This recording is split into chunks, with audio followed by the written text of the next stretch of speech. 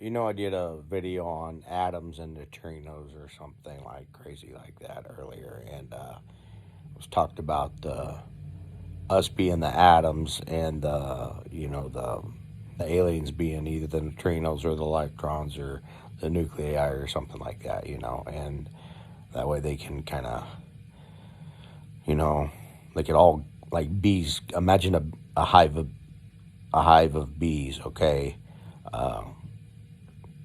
One bee you can't see, but if you somehow could make all those bees like, into the shape of a flying saucer,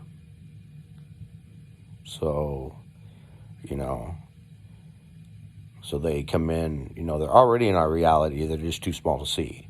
But then they gather up like bees might, but when they gather up, it looks like a flying saucer. But they're all connected, and they're all kind of like they're all one mind. They all work together to gather information, though, and then report it back to who knows who they report back to, but probably just something that controls the hive of bees, whatever that might be. And I think that's how they are able to zip around so quickly and do maneuvers and come, and be split second gone. That would explain that, because then if it was just individual, electrons, to say, or just a particle we don't even know that exists yet, but they can all come together like bees.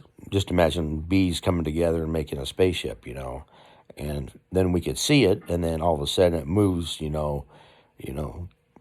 say, a mile in just a split second, and then just poof, gone. Now you could explain that by having it made of individual particles, because that could happen in a split second. It would dissipate fairly quickly, I would think. I'm sure somebody could figure out with math how quick a small particle, if there were enough of them, could dissipate to where the human eye couldn't see it no more. I'm not smart enough to do that, but I'm sure somebody is. So if you know, leave a comment. That'd be great. I love learning new stuff.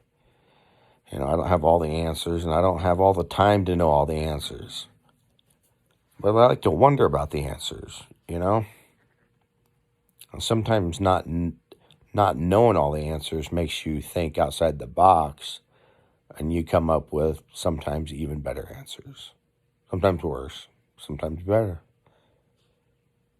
I seen something one time that talked about the Nobel Prize or something about scientists or something, and it said most of the scientists, or a lot of the scientists that have some big recognition in their name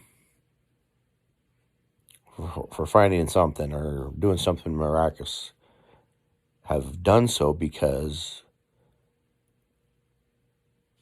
they did something that nobody thought would work or was worth trying, or had never thought of. So, don't be afraid to think outside the box. Well, you can't get too far outside the box. See, I get too far outside the box at times, but that's what Eric does.